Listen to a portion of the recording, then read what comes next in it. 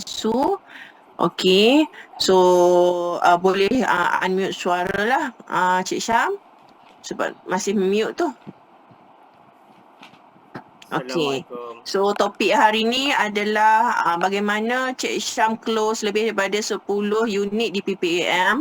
So kita nak Cik Syam berkongsi dengan kita bagaimana Cik Syam, okey mungkin Cik Syam boleh cerita sikit background Cik Syam dulu sebelum menjadi eja hartanah, apa Cik Syam pengalaman-pengalaman yang Cik Syam dah lakukan, and then bagaimana tertarik bila join Maxzen, and then berapa lama Cik Syam boleh start jual rumah selepas join Maxzen dan seterusnya lah. Okey, so silakan. Okey, bismillahirrahmanirrahim. Assalamualaikum semua. Selamat malam. Waalaikumsalam. Okey, Selamat malam. saya sebelum ni lah background nama saya Abdullah Syam Saidun. Ramai yang panggil Abang Syam sebab saya ni agak berusia sikit lah. Okey, dan saya buat bisnes sebelum ni lah. Sebelum join hartanah ni, saya bergelumang dalam bisnes networking. Okey, bisnes networking, menjual produk kesihatan daripada New Zealand. Kemudian saya dekat dalam bisnes tu alhamdulillah lah di peringkat yang tertinggi. Jadi bila kita punya income tu dah boleh kata konsisten setiap bulan, jadi macam kita punya free time tu banyak. Bila free time tu banyak, kita fikir daripada duduk saja-saja duduk kat rumah, baik kita buat sesuatu untuk dapatkan income kan. Jadi sebenarnya sebelum ni saya pun memang tertarik dengan hartanah ni, cuma kita ni berasa macam hartanah ni agak complicated, banyak benda nak kena belajar. Jadi bila dekat Facebook tu, pada satu masa tu Facebook tu keluar untuk mencari ejen-ejen hartanah tu, saya pun klik dan nak pergi tengok-tengok je lah. Tak ada lagi niat nak ni, cuma nak belajar, nak tahu. Jadi saya pun klik dan pergilah ke BOP tu pada bulan 2 tahun ni. Masa tu saya diperkenalkan lah, maksudnya kepada Puan Aida yang kenalkan hartanah ni, dan saya ikut BOP, masuk induction courses dalam 2 hari tu. Jadi lepas pada tu saya masih lagi blur sebab bukan kita punya line kan, jadi kita masih blur, masih tak tahu nak start kat mana. Jadi bila kita buka dalam kita punya telefon pun banyak sangat grup. Jadi nak sampai saya tak buka langsung grup-grup tu sebab terlalu banyak. Jadi makan masa 2 bulan jugalah. Daripada bulan 2, bulan 3, bulan 4, bulan 5 tu barulah kita kata kalau kita terus-terus macam ni memang tak ada apa-apa lah. Jadi start daripada tu lah saya dengan Kak Su buat decision untuk follow Puan Aida punya aktiviti. So first time kalau tak salah saya pergi jumpa dengan Datuk Fauzi, Gadis Hikmah kan. Kita pergi makan-makan sambil-sambil kenal dengan Datuk Fauzi. Itulah yang pertama kali. Lepas tu kita pergi jumpa dengan Datuk Rashdan. Just follow je. Padahal kalau dulu bagi saya tu agak jauh juga kan nak pergi ke tereh tu. Tapi saya follow je. Jadi saya follow. Lepas tu daripada follow jumpa dengan pemaju, saya follow pergi inspection. Walaupun inspection tu macam memang bukan listing kita, listing kawan-kawan, tapi kita belajar macam mana nak buat inspection dan maksudnya kita mengenali kita punya produk tu lah. Maksudnya kalau rumah banglo tu apa di sekelilingnya. Yang tu yang saya belajar lah. Jadi saya ambil masa yang agak lama lah sebab saya tak tahu buat apa-apa masa sebulan 2 tu. 2 ke 3 bulan lah. Daripada bulan 2, bulan 3, bulan 4, bulan 5 tu baru start. Jadi lepas pada start tu lah baru kita nampak terbuka lah. Maksudnya kita bukan sekadar pergi inspection, pergi follow kawan-kawan buat aktiviti. Kita kena juga maksudnya attend kalau ada kelas, kalau ada Zoom, kalau ada kelas dekat apa tu, dekat kita punya Cik office. Syam, minta maaf. Boleh tak Cik Syam mute-kan dulu iPhone tu? Macam mana? Okey. Mute. Mute-kan iPhone tu. Ada satu nama participants iPhone. Dah. Okey. Mengganggu. Okey. Mana tadi? Maksudnya kita kena duduk dalam circle lah. Duduk dalam circle, belajar. Maksudnya kalau ada Zoom kita participate. Kalau ada kelas dekat apa tu, dekat kita punya office pun kalau boleh kita pergi. Dan lepas pada tu kita ada juga yang 30 days challenge. Join juga walaupun tak tahu apa-apa, kita join sebab kita nak belajar. Kemudian lepas pada tu Puan Aida ada buat apa tu family day. Masa tu kita semakin rapat lah dengan kawan-kawan dalam EDG, dengan kita semakin mengenali lah antara satu sama lain. Yang tu best lah.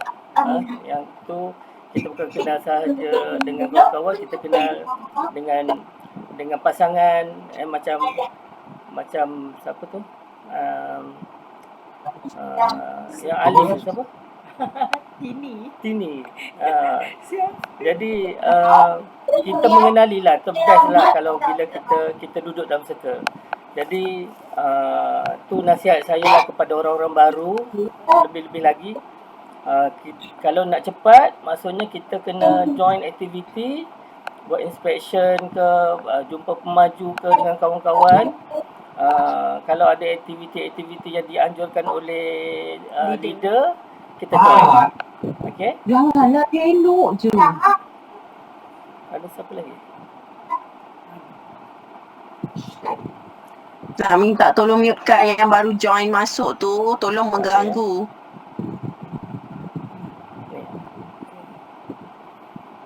Nor seorang lagi. Okey, dah. Okey, dah. Okey, Aida, setakat itulah dulu yang saya sharing yang pasal pengenalan lah. Okey. Jadi, untuk topik kita hari ni, macam mana Cik Syam dulu bila dah join kita punya aktiviti inspection, apa saja aktiviti yang kita bagi tahu dekat dalam group tu, Cik Syam start. And then, maksudnya first Cik Syam boleh close tu adalah projek mana, and then disebabkan mungkin kita pun tahu Cik Syam adalah PIC projek tersebut. So, kita nak tahulah pengalaman, orang kata suka duka, kemanisan yang ada di projek PPAM tu yang mungkin kita boleh share dengan orang ramai new rent lah especially. So mungkin just share pengalaman di PPAM. Baik. Pasal PPAM tu alhamdulillah lah menjadi rezeki saya dengan Kak Su untuk menjadi PIC kat situ, person in charge. Masa tu kita memang menerima dengan tangan terbuka lah sebab saya mengenali Lizis sebab saya pernah kerja dekat situ dulu. Jadi kawan-kawan dalam tu pun ramai yang saya kenal. Jadi happy lah kembali pada office lama. Jadi masa saya mula-mula terlibat dengan PPAM Sirih Resident ni, apa yang saya buat adalah saya cuba mengenali dan jadi expert kepada kita punya projek itu. Saya memang daripada awal-awal saya datang, Miss Lee dia cerita pasal projek tu, saya tanya semualah. Apa yang saya terlintas saya tanya untuk saya dapatkan info supaya bila ada orang tanya saya boleh jawab. Jadi saya itulah tips maksudnya bila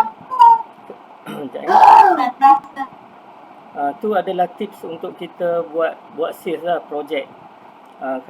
Sama je saya rasa untuk buat sub sale, maksudnya kita kena kenal kita punya produk tu luar dalam.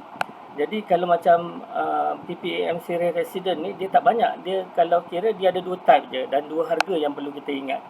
Kemudian dia punya tingkat dia semua tu kita kena expert lah, maksudnya kalau ada orang tanya kita boleh jawab.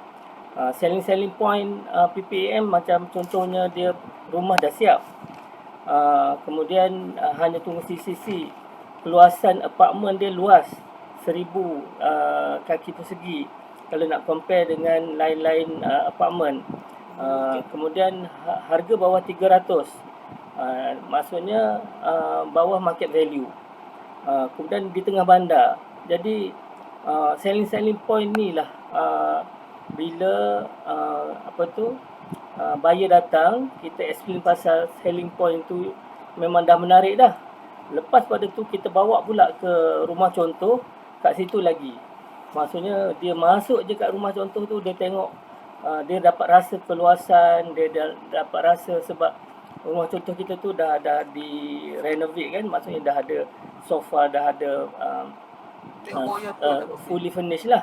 Jadi maksudnya masa dekat sales gallery tu pun bila kita bagi selling point tu dia dah rasa nak tahu, dia rasa boleh booking ni, boleh booking. Kemudian satu lagi, booking pun free. Okey, jadi bila kita bawa pula ke rumah contoh, masuk je kat rumah contoh tu dia ada rasa.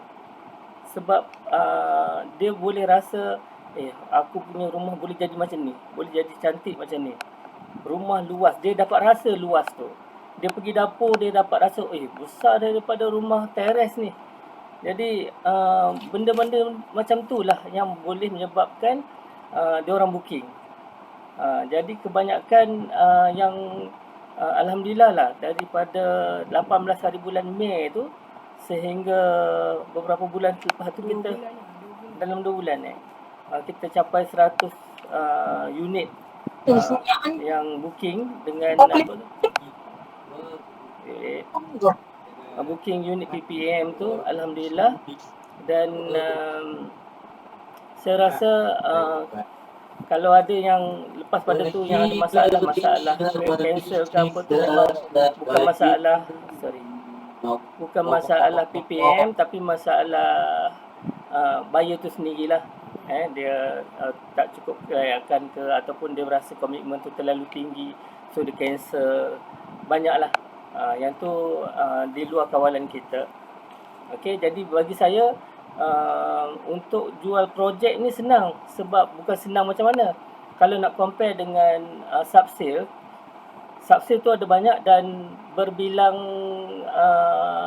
dia punya spek dia. Satu rumah spek lain-lain. Kalau macam projek, dia spek yang sama je, cuma unit banyak.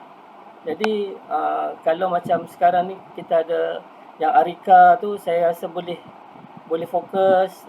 Kemudian kita ada Platinum, boleh fokus. Cumanya kalau macam PPM pun masih banyak lagi. Macam saya sebagai PIC, biasanya memang kalau saya jumpa dengan kawan-kawan daripada Maxon, memang tak kira lah grup mana-mana, RKB ke, Winners ke, saya memang surekan untuk diorang promote.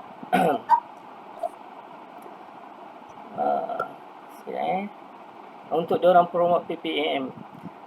Sebab memang kebanyakan orang-orang baru pun pecah telur di unit PPAM lah. Sebab projek dah siap. Okey, projek dah siap. Dan macam yang saya bagi tahu tadi lah, maksudnya poin-poin dia punya poin-poin penting. Apa tadi? Selling point. Jadi saya memang kalau jumpa kawan-kawan Maxon, macam hari tu pun masa menghadiri RAN punya NCC kan, jumpa kawan-kawan daripada Terengganu pun saya surekan juga untuk dia fokus kepada PPAM. Jadi memang kita sebagai PIC tu kita memang promote lah kita punya projek. Okey. Setakat tu lagi Aida. Pahit manis ada ke? Mungkin nak share pengalaman-pengalaman klien yang cerewet ke? Pahit manis sebenarnya Dah berdarah dah. Darah yang tak dah nampak. luka. dah terluka. Tapi hadap aje lah Puan Aida. Macam contohnya unit pertama kita jual di PPAM, kita sebenarnya yang tu yang menghadapi itu adalah Kak Su lah. Sebab pada hari yang sama, pada hari yang sama tu memang ramai. Saya entertain orang lain. Puan Su dia entertain yang ada Ejen tak ada. Ejen tak datang. ejen tak datang, macam-macam lah. Jadi memang di peringkat-peringkat awal start pada 18 bulan tu memang alhamdulillah ramai ejen daripada Maxson yang fokus. Jadi ramailah di galeri pada satu masa tu kadang-kadang sampai 3-4 orang buyer. Jadi yang pahit manis tu, yang pahit tu Puan Su lah ceritalah sikit. Okey lah. Okay, saya interrupt je untuk pengalaman di PPM ni memang sangat banyak lah. You all bayangkan kalau ada 100 lebih yang kita dah close tu, kebanyakannya most of yang kita close tu kita ada participate lah sebagai PIC tu kita ada.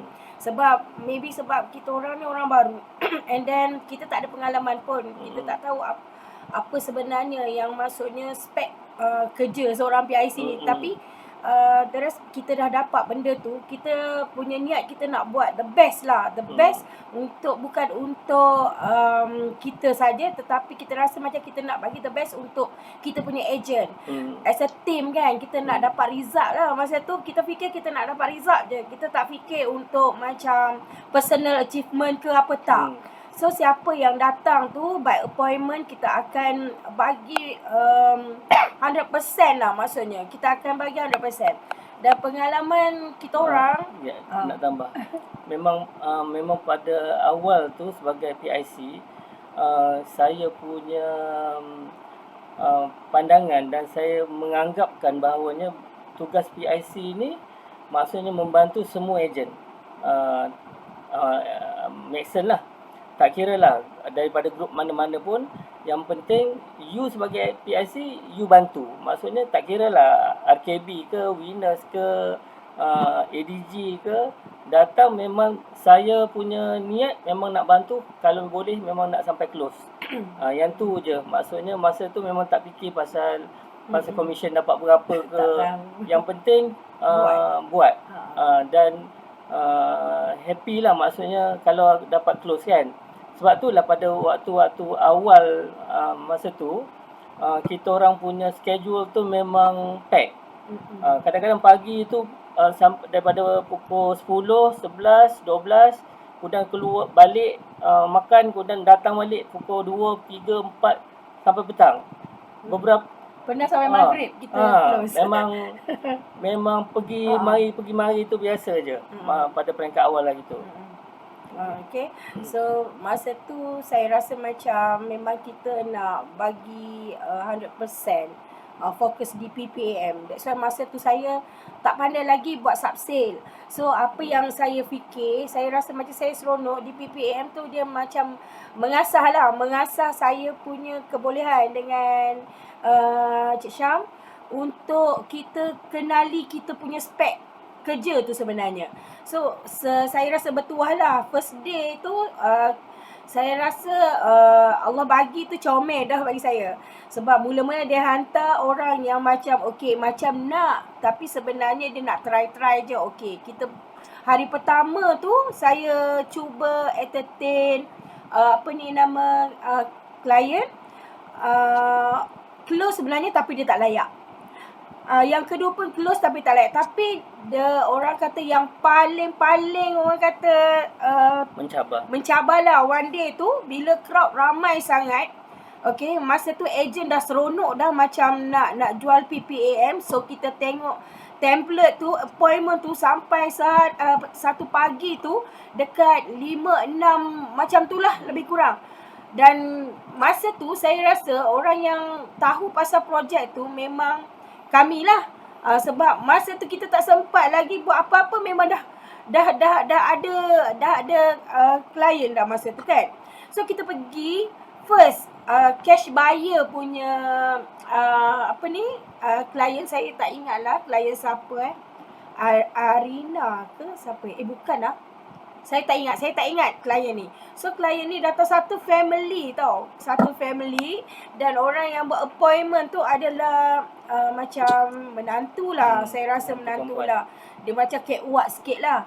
Okay, catwalk lah macam dia kata kalau saya beli cash ni berapa yang saya boleh dapat harga. Maksudnya harga tu dah lah 299,500. Dia nak lagi diskaun lah sebab dia nak bayar cash, dia cakap. Lepas tu saya kata rasanya projek ni tak ada dah diskaun sebab kerajaan dah subsidize 30%, cakap dengan dia macam tu. And then dia pun macam tak puas hati dengan jawapan saya, dia marah lah. Dia kata saya nak beli cash tau. Waktu tu saya rasa macam alamak, itu first time saya dalam bidang properties ni, yang rasa macam saya nak handle macam mana. Dia berbeza 100% dengan apa yang saya dah buat sebelum ni. Untuk handle rejection hari tu saya rasa wah ni bukan, sebab saya berhadapan bukan seorang tau. Maksudnya dia satu family yang ramai macam tu, saya kena hadap benda tu kan. So saya rasa macam orang ni akan melemahkan saya. Saya pun carilah sebenarnya siapa yang nak beli unit ni kan. So saya tanya dekat dia, siapa yang nak beli sebenarnya? Dia kata mak mertua dia. Okey, saya dah lega dah waktu tu sebab saya dah boleh ignore dah yang act ni kan masa tu. So saya tanya dan alhamdulillah saya layan. Yang action tadi ni tiba-tiba dia dah macam dah kendur sikit lah, macam dah boleh lah nak berkawan, nak berinteraksi dengan Kak Su kan.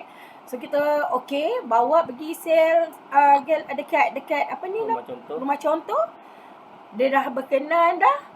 Masuk.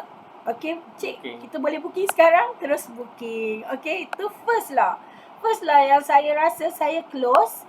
Dan yang tu kita kod A sebenarnya sebab ejen tak datang. Rezeki lah, maksudnya first yang saya kod A tu adalah cash buyer. Dan alhamdulillah dah dapat pun dah commission tu.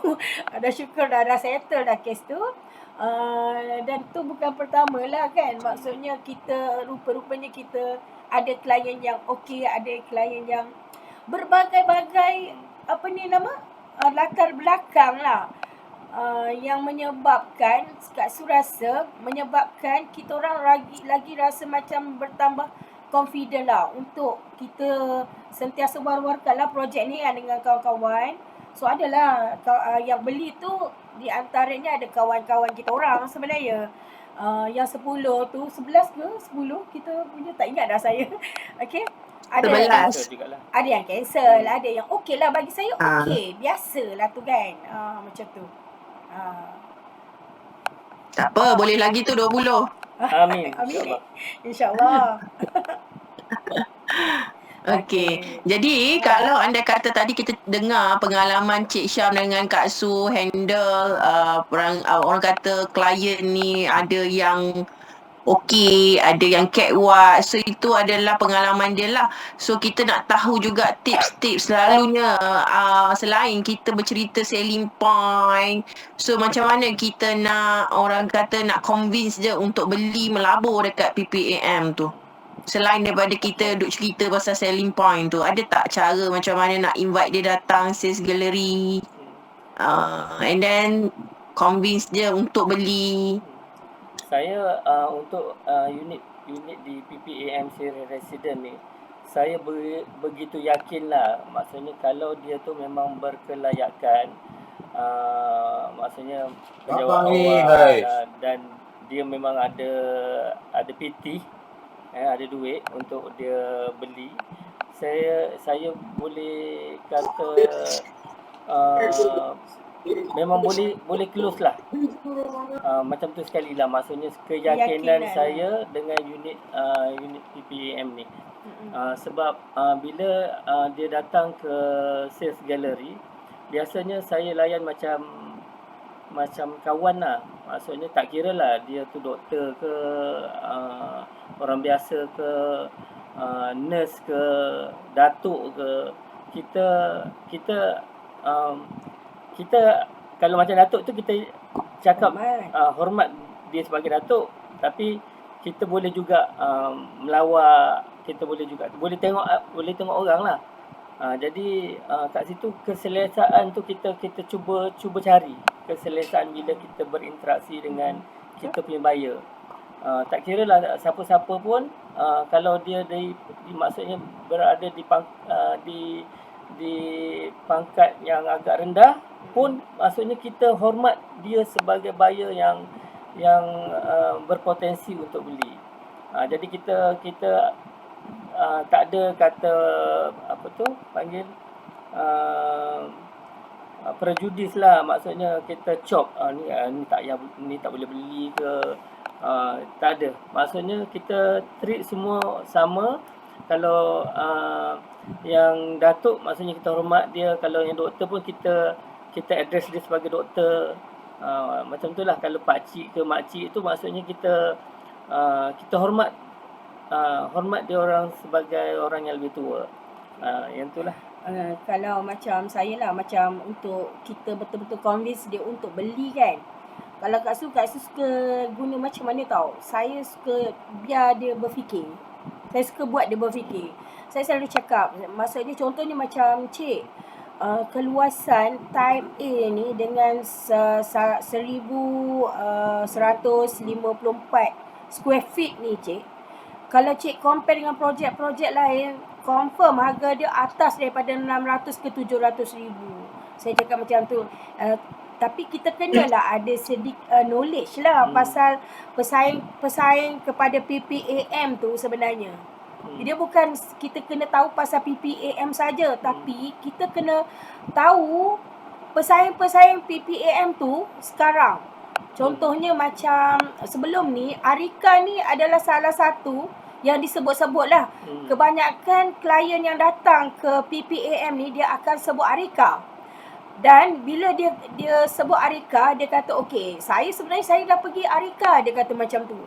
Okey, saya dah pergi Arika, tapi Arika ni harga, biasanya saya dengar benda-benda biasa yang saya dengar lah tentang Arika. Masa tu kita tak jual lagi Arika. And then dia kata, bersama je kalau dekat Troika tu cik, parking lot pun kena beli, betul tak? So dia, betul tak? Dia rasa macam kelebihan tu, dia nampak sangat.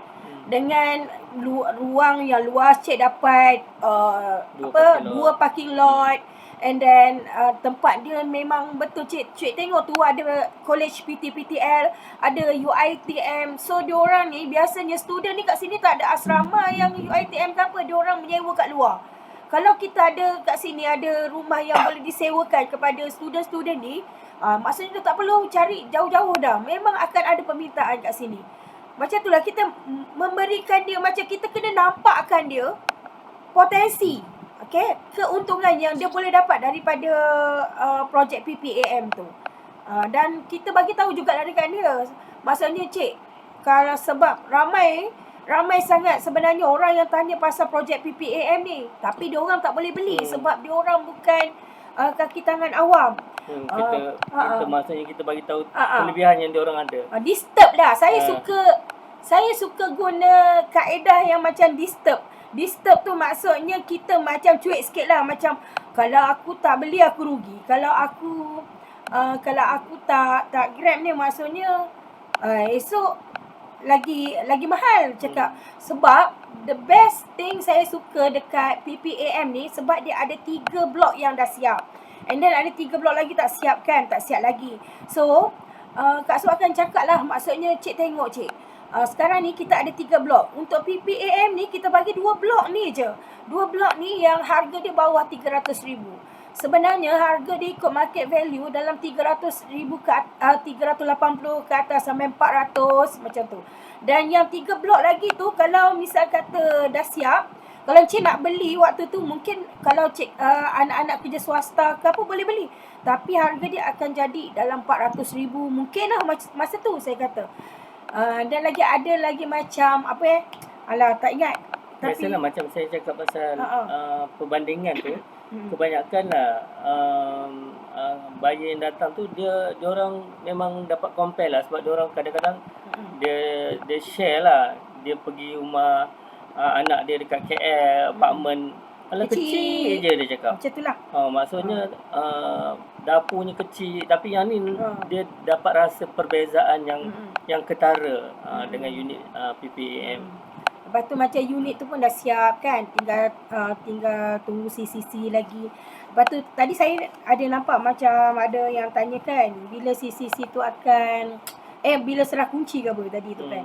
Okey, pemaja ada bagi tahu dekat kami. Maksudnya yang CCC tu sebenarnya dia dah lulus dah. Sekarang ni tinggal tunggu arkitek lah untuk serah keluarkan surat. And then adalah beberapa proses lagi. Cuma dia ada bagi tahu selepas dah settle semua tu, CCC dah keluar, dia ada 1,000 lebih lah kan unit yang nak diserah. Jadi dia tak boleh buat serahan serentak lah kunci tu. Maybe sehari dalam 10 unit dia cakap lah pemaju yang bagi tahu. So penyerahan kunci tu sendiri pun akan mengambil masa lah, mungkin lama sikit lah. Jadi sekarang ni macam yang boleh kita bagi tahu adalah CCC memang dah keluar dah, sebenarnya dah settle dah, tinggal tunggu arkitek je yang keluarkan surat tu. Tu memang yang kita tahu latest lah. Cuma yang kita kena bagi tahu kalau kita macam nak buat closing lah dengan orang kan. Maksudnya yang tadi tu boleh gunalah, tinggal tunggu surat daripada arkitek je keluarkan surat. Dah boleh bila dah sampai masa penyerahan kunci, kita dah dapat kunci, dah boleh masuk. Cuma kita tak boleh janjilah kepada kita punya buyer cakap nanti serah kunci bulan berapa. Sebab pemaju pun tak berani nak bagi tahu bulan berapa tarikh yang betul-betul lah dia boleh bagi. Cuma yang penambahan yang saya dapat masa buat briefing baru-baru ni, Miss Lee sendiri cakap lah, ada ura-ura Tan Sri dia nak buka kepada publik PPAM ni. Jadi tentulah maksudnya kalau dia dah buka, harga dia akan melambung naik lah. So kat situ mungkin juga kita salah satu selling point yang kita boleh bagi urgency kepada kita punya bakal buyer tu untuk bertindak cepat. Maksudnya kalau dia bertindak lambat, takutnya harga berubah daripada harga subsidi bawah 300 tu naik. Kena cepat-cepat lah. Jadi kena cepat-cepat buat keputusan. Betul. Lagi macam contohnya ada juga macam sale yang kita orang buat kan, datang daripada kod A lah, daripada ejen-ejen yang memang tak boleh hadir sebenarnya ke galeri lah. Cumanya saya cuma nak bagi tahu dekat you all, biasanya kita memang akan cuba sedaya upaya untuk closekan. Okey, mana-manalah buyer yang datang, yang dihantar oleh ejen-ejen yang tak dapat datang ni. Kadang-kadang kita ada juga macam ada yang daripada Perak hari tu kan, dia nak buat dia ada buyer tak boleh datang, so kita tolong close. And then ada juga daripada KL, kita tolong close. So kat situ kod A lah. Okay, macam mana yang proses-proses yang kod A ni, yang mana baru kan, yang you all tak tahu, mungkin lepas ni boleh lah tanya dekat leader lah, maksud leader masing-masing, macam mana yang contoh yang kita masukkan kod A dalam projek ni kan. Cuma biasalah kalau buat projek ni, bagi saya projek ni adalah satu yang paling senang lah nak dibuat, terutama untuk kita orang yang baru join properties. Memang senang jual projek, sebabnya projek ni dia tak banyak macam mana nak sebut banyak benda yang kita kena uruskan sebab kebanyakannya pemaju yang uruskan. Macam loan semua kan, biasanya lawyer semuanya biasanya akan guna lawyer pemaju. So kat sini kalau siapa yang baru, senang je masanya cari buyer je lah. Ibarat macam tu lah, you cari buyer je. You cari buyer, yang lain biasanya pemaju akan urus. Macam tu. Jadi saja sangat sebab kita banyak sangat projek sekarang compare dulu masa yang kami masuk bulan 2 tu, rasanya tak ada projek. Rasanya PPAM lah. First projek yang Maxon Kelantan kira macam projek yang besar sikit lah. Kan? Yang lain tu macam maybe ada projek tapi sikit-sikit lah, macam 10 unit ke apa semua macam tu. Tapi untuk projek-projek yang lebih daripada macam 100 unit kan, maksudnya PPAM ni salah satulah. Yang lain tu you all pun tahu sekarang kan, macam kita ada apa tu nama, Arika, ada Platinum, yang Kuala Kerai tu pun semua tu kena ambil tahulah sebabnya senang jual projek. You kena tahu harga tau. Yang paling penting kalau kita nak jual projek ni, sometimes macam ni, siapa yang ikut, yang follow yang baru-baru ni, yang Syauki buat kelas TikTok apa semua tu kan, kebanyakan projek ni dia ada yang projek mampu milik. Okay, mampu milik. Sekarang ni kan kita boleh gunakan isu. Orang kata macam, oh semua rumah dekat Kelantan mahal. Contohlah kan, rumah mahal tak mampu milik. So kita sebenarnya sebagai ejen, you boleh keluarkan, perkenalkan projek-projek yang kita ada. Kita ada banyak rumah, beratus-ratus rumah. Maksudnya bila beratus-ratus rumah tu, potensi untuk setiap kita ni buat income sebenarnya. At least setiap bulan you try lah close 1, 2 atau 3 unit. Sebab itulah yang macam Kak Su dengan Masyam buat. Maksudnya start daripada bulan 5 tu memang kita macam dah letak lah. Maksudnya every month kena ada close lah unit project.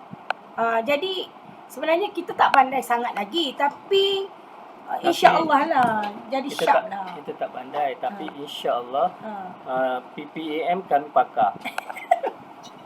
Sebab memang tu kerja kami. Gitulah. Bawa orang je. Bagi orang kat kita orang. InsyaAllah kita orang tolong close. Okay. Okey, Kak Su boleh cerita sikit ada berapa unit lagi kat PPAM tu? Okey, PPAM ni unit dia macam ni. Saya tak boleh nak cakap berapa unit sebab dia macam roller coaster tau. Hari ni kita datang unit tinggal sekian. Esok kita datang unit dah turun. Esok naik. Dia macam tu. Tapi average dia dalam 50 tu ada lagi. Dan kebanyakannya adalah type A. Dan fokus type B yang atas-atas je lah, maksudnya tingkat 26 dan ke atas. 27, 28. Jual type A senang je. Cakap 274,600. Keyword dia harga 274,600 and then keluasan 1,000 tau. 1,000 kaki persegi dan lebih. 1,054. 1,054. Okay. Maksudnya you boleh compare kan mana-mana projek yang keluasan dia 1,000 lebih ni, confirm harga dia memang faham-faham je lah. Okay. Jadi macam tu lah. Faham projek. Okeylah, dah 9.45. Bolehkah kita terus pergi ke Q&A? Semua orang bersemangat tu dengar explanation daripada Kak Su dengan Cik Syam tu. Okey, alhamdulillah. Ada orang tak tahu lagi apa tu PPAM ni. Okey, PPAM ni apa? Perumahan Pejabat Awam Malaysia. Perumahan. Okey, so rumah PPAM ni dia hanya untuk penjawat awam sahaja. Okay, sebenarnya dia ada cara tau. Kalau you all nak tahu siapa yang boleh beli PPAM ni lah, you all boleh pergi dekat website PPAM. ppam.gov.my. ppam.gov.my. And then dia ada bahagian carian yang daftar ahli tu. Kemudian dia tengok jabatan. Kat situ tulis Tulis jabatan jabatan yang apa yang kita nak cari. nak Kalau macam contoh MPKB boleh, apa tu, SUK boleh, USM boleh. USM boleh, macam tu. Dia tidak semestinya penjawat awam yang peringkat persekutuan macam Kementerian Kesihatan, pendidikan ke tak, macam tu. Dia ada macam negeri pun ada, and then JLC pun ada. Cuma lagi kadang-kadang contoh TNB kan. TNB sebelum ni mungkin boleh, tapi oleh kerana sekarang TNB tu dia dah swasta ke macam mana, dia dah tak boleh dah. So kena contoh tanya dululah, maksudnya klien kita tu kita kena tanya dia, you daripada jabatan apa? Okay, jabatan apa? And then dah tetap ke, dah ada pengesahan jawatan ke? Dan perkara paling penting, benda ni adalah benda paling penting sebenarnya. Sebab ramai orang yang dia excited nak bawa buyer pergi dekat galeri. Tapi you kena fikir satu benda supaya you tak buang masa you tau. Kelayakan. Kelayakan ni kena kira kelayakan dia. Sebab yang ni penting. Sebab jangan nanti ada setengah tu, okey, gaji dia memang banyak, 7,000. Tapi komitmen dia banyak sebenarnya. Oleh kerana kita ni free booking, jadi ramailah yang booking kan. Dia orang tak ada masalah pun untuk booking. Masalahnya bila nanti dia dah dapat letter offer, dia datang, okey, masa tu lah Miss Lee akan terangkan sebenarnya segala bentuk bayaran yang kena keluarkan, and then setiap bulan. Sebab biasanya pemaju dia macam tu. Pemaju ni dia banyak PNC. Okay, pemaju kita ni banyak PNC sebenarnya. So kita kadang-kadang nak dapatkan maklumat-maklumat yang betul-betul kita rasa macam susah juga sebenarnya. Jadi dia banyak PNC. Semuanya dia yang kena terangkan. Kita nak terangkan kepada kita punya buyer pun macam tak boleh lah sebenarnya. So tugas kita senang je sebenarnya PPAM ni. You cari je buyer dan pastikan dia layak. Jadi nanti semua pemaju yang akan explain pasal bayaran-bayaran tu kan. Dan biasanya orang yang macam walaupun gaji dia banyak, tengok-tengok nanti komitmen bulanan dia tinggi, dia jadi cancel. So yang penat kita lah buat kerja, kita dah labur banyak masa kan. Tiba-tiba dia cancel kan, nanti frust lah. Tu je. Yang pentingnya kiralah kelayakan dia, barulah kita beria, orang kata. Beria lah nak hantar dia punya dokumen apa semua Okey. Okey, soalan yang seterusnya daripada Fit Fauzi. Macam mana nak tarik customer pergi ke site tu untuk jual projek? Yang tu. Yang tu memang kena pakai kreativiti lah. Dia boleh bawa, Fik ni dia boleh bawa pergi tempat yang tak ada bangunan lagi tu. Tanah kosong dia boleh bawa, takkan dekat PPAM tak boleh bawa. Ajak je lah dia datang ya. Ajak dia. Biasalah, dia sama je macam yang benda-benda lain lah. Memang susah nak bawa customer ni pergi dekat kita punya sales gallery. Cuma saya belajar sesuatu lah. Maksudnya kadang-kadang dia ni perlu diberi pilihan tau. Kita jangan bagi dia pilihan yang banyak. Kita maksudnya cakap dengan Encik, bila kita boleh set masa ke sales gallery, Jumaat ke satu je? Contoh gitu kan. Maksudnya bagi dia macam contoh 2 masa ke kan. Cik pilih lah Jumaat ke satu. Jumaat tu kita cuti. Okey, okey, contohlah Sabtu Ahad. Sabtu dengan Ahad cik pilih cik. Maksudnya kalau cik pilih, saya bookingkan lah masa untuk slot untuk cik. Maksudnya macam tu. Kadang-kadang manusia ni dia bukan dia nak orang lain buat pilihan untuk dia. So Kak Su belajar macam tu lah. Maksudnya cik boleh saya suggest ke cik nak pilih Sabtu pukul 2 ke pukul 4 contohlah macam tu kan. So dia mestilah macam aku ada 2 pilihan je ni. Betul tak? Fikiran dia rasa macam Yang aku tak ada pilihan lain lah. Aku ada dua pilihan je ni. Satu pukul 2 ataupun satu pukul 4. So dia dah buat janji. Kalau dia mestilah rasa macam sebersalah lah. Aku dah janji nak pergi, tiba-tiba tak pergi. Maksudnya attitude pula kan. Mesti dah fikir. Kan setiap orang dia ada ego. Macam tu lah.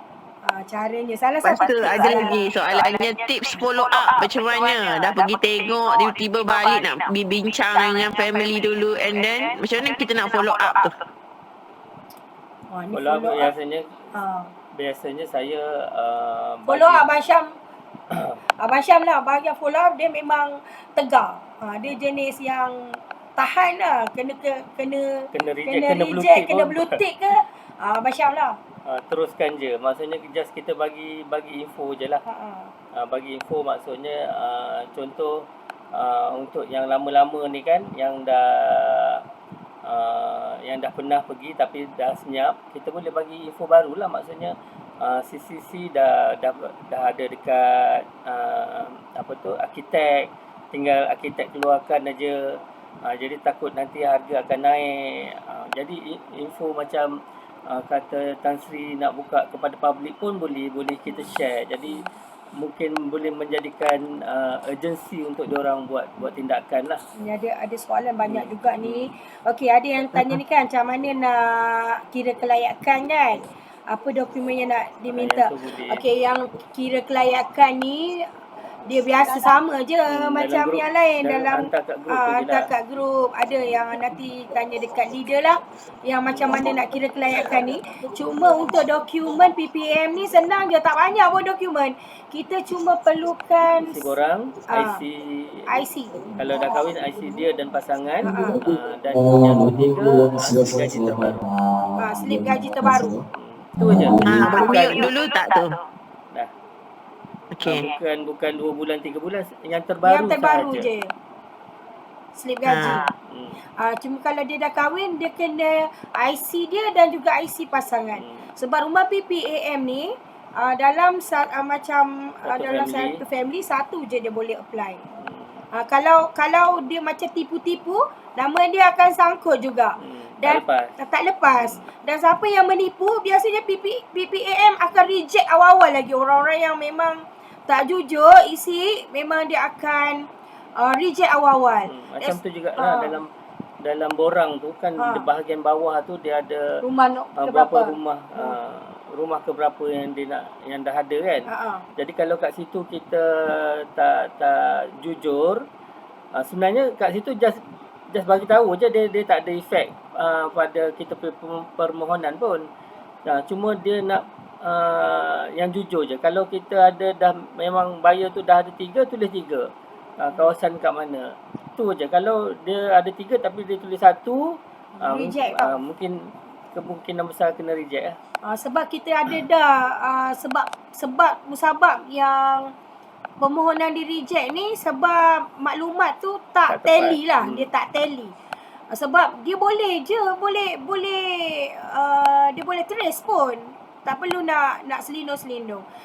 Lagi satu pasal kalau ada secret ke kan, PTPTN, kalau dia tak bayar, so dia settlekan dulu baru balik pada kita apply.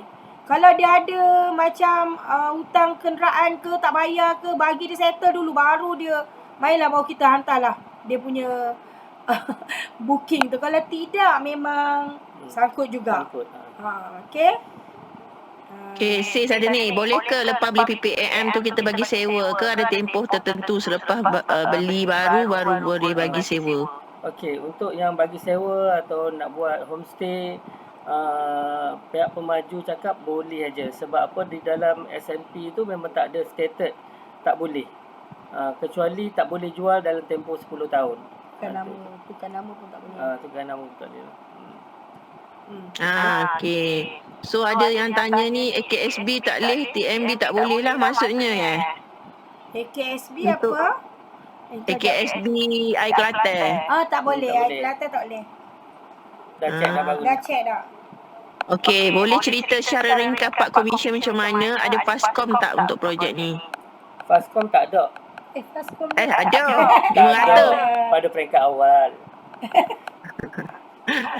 Pada Sekarang peringkat baru awal ada memang ya. tak ada. Tapi Alhamdulillah sebab projek ni ramai yang fokus dan terjual. terjual. Maxon pun keluarkan Fascom lah untuk ni. Dan 500. Fascom dia 500. Commission tu berapa? Commission 1.2. 1.2%. 1.2%. Net. Okey. Tak ada tolak-tolak dah. Tak ada tolak-tolak dah.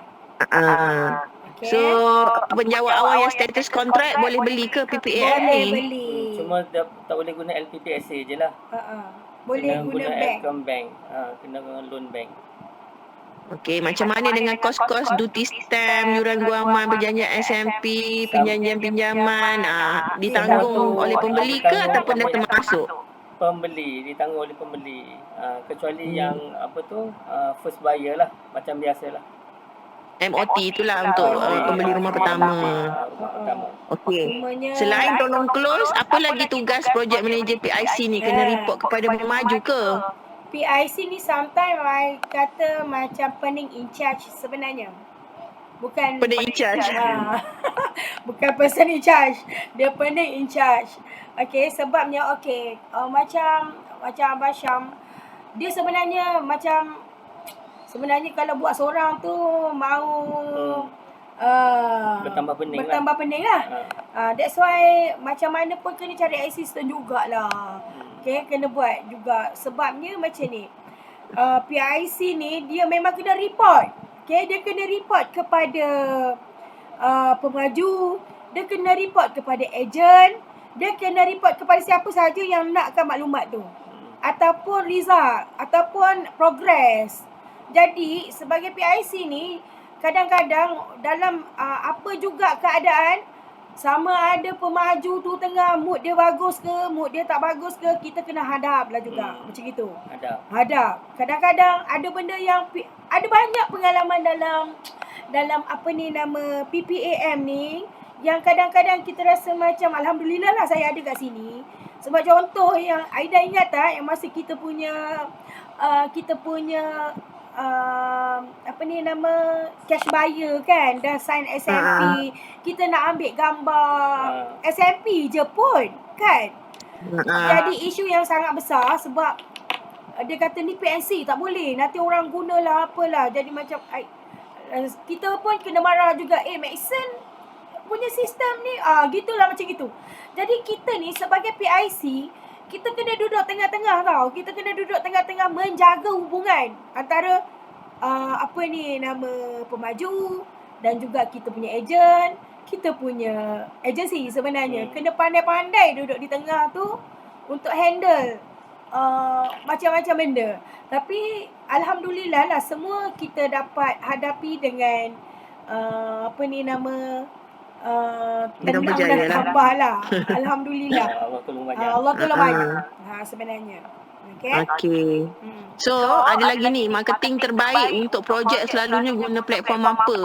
Cik Syam ada nak share sikit tak platform apa yang untuk iklan selalunya Kebanyakan yang untuk marketing? guna FB Ads yang macam Dr. Aiman, Iqbal, lagi siapa? Puan Aida sendiri pun. Puan Aida. Ada juga guna TikTok. Macam kita punya Abang Monster yang buat sale Afif, yang paling tinggi dalam ni. dia pakai TikTok. Dia guna TikTok. So, tapi tak kisahlah you guna apa pun, InsyaAllah lah. Sebab saya rasa media sosial ni adalah platform yang sangat baik hari ni, sekarang ni, masa kini, untuk kita promote kita punya projek mana yang you nak lah sebenarnya. Okay? Tak kisahlah mana-mana. Tapi guna je lah yang Ada mana. soalan terakhir ni daripada Fit Fauzi. Apa target Abang Syam dengan Kak Su 5 tahun lagi? Ini of course lah, ada, insyaAllah. Dalam 5 tahun tu jauh tu. Jauh tu. Sekarang ni target yang paling hampir nak 70% dulu lah. 70%, 80%. And then kita dah sikit-sikit lah. Maksudnya contoh sekarang ni macam saya fokus kepada Abang Syam punya ni lah. sebab strategi lah. Masing-masing kita ada strategi kan. Macam gitulah. So, Alhamdulillah macam untuk yang PNCC Abang Syam dah duduk kan. Maksudnya bila kita dah ambil NCC ni maksudnya kita serius lah. Bukan trial lah lagi properties ni. Sebabnya sepanjang beberapa bulan ni result yang kita dapat tu sangat best, and then kita rasa macam kita kena serius dalam properties. Saya nak share jugalah sebab cerita pasal property ni. Banyak kali lah pada peringkat bila kita pergi viewing kan. Pergi viewing tu satu hal. Kemudian bila dah tak ada benda nak buat, kemudian kita pergi cari listing. Jadi dalam kereta tu bila kata pergi cari listing, kita rasa seronok lah buat property ni. Jalan-jalan kan, seronok. Jadi alhamdulillah lah, bagi saya macam bila kita masuk dalam property ni, lebih-lebih lagi ni untuk saya share kepada orang-orang baru dia ukhuwah tu, kita menjalinkan network tu bercambah tu banyak dengan lawyer, dengan bankers, dengan kontraktor, dengan pemaju, dengan valuer, banyak keliling. Dia berubah 360 darjah lah. Dengan ejen lagi. Betul. Jadi maksudnya kita punya kenalan tu akan bertambah dalam berganda dalam masa yang singkat. Jadi memang best silaturahim kita tu akan menyebabkan keberkatan dalam kehidupan kita lah, insya-Allah. Insya-Allah. Okay. Ada lagi ke soalan-soalan tu? Banyak yang bagi tahu apa tips untuk konsisten dalam hartanah ni, Cik Rahimi kita tanya ni. Minat. Dia asalnya nak tahu. Lepas tu bila kita duduk dalam tu, kita macam saya cerita tadi tu jadi seronok. Kawan-kawan ramai. Kemudian soalan dia apa tadi? Tips untuk konsisten. Nak konsisten. Buat je lah. Buat. Kemudian percaya pada rezeki Allah lah. Kalau kita buat betul, Allah akan letak kita di tempat yang betul. Sebab satu lagi Kak Su suka share sebenarnya. Kak Su suka share. Kalau Kak Su tak share dengan orang pun selalu Kak Su akan share dua orang ni lah. Dia dengan saya dengan dia. Macam tu lah.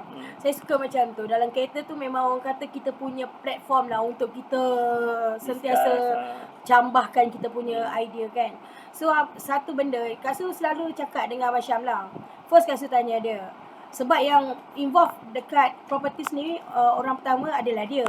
Saya ni biasalah kena heret dia lah mana-mana kan. So bila husband tu nak buat, kita tak ada pilihan lain selain daripada memberi sokongan 100%. So saya akan tanya dia, serius mana dia nak buat bisnes ni sebenarnya. Serius mana dia nak buat properties. Lepas tu bila kita dah dapat kan, kita rasa okey. Kalau dia serius maksudnya dia tak boleh buat acah-acah buat tau. Acah-acah buat tu macam korang rasa macam ni. Pagi semangat, petang ada sikit dugaan sikit, kau macam lembek macam tu. Tak boleh.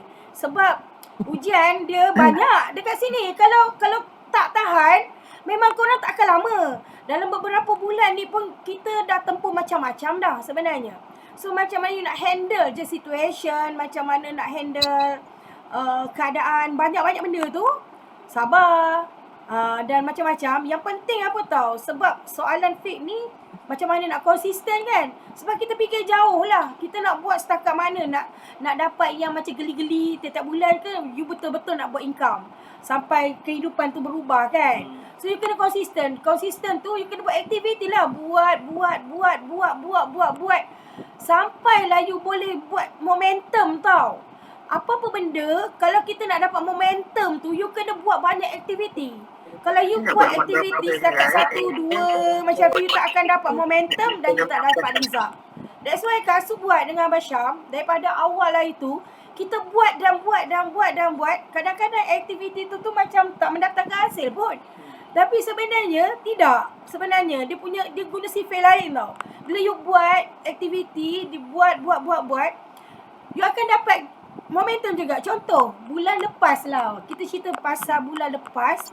Kita orang ni sebab fokus pada PPAM sampai tak sempat nak belajar buat sub-sale. Okay, so bulan lepas sebab kita baru sedar macam gini, lambat dapat duit sub-sale buat projek. Macam itulah saya kata macam tu. Lambat juga dapat duit projek. Lepas tu, so kita kena buat sub-sale ni juga. Kita kena buat sub-sale. So mulalah saya pergi office tanya dekat Ati kan. Ati, pasal sub-sale. Tanya dekat Ati tu pun bagus je. Menjawab je dia. And then Ati cakap dengan Kak Su adalah tu Kak Su nanti. Adalah tu. Seminggu lepas cakap dengan Ati tu, okay, kita fokus sub-sale, pilih beberapa listing lah yang kita nak buat lah. Termasuk listing sendiri dan juga listing-listing yang Aida, yang kawan-kawan dekat ADG kan. Kita try promote. Kita promote tu bukan satu grup, dua grup macam tu. Beratus grup setiap hari. Setiap hari beratus grup pagi, tengah hari, malam.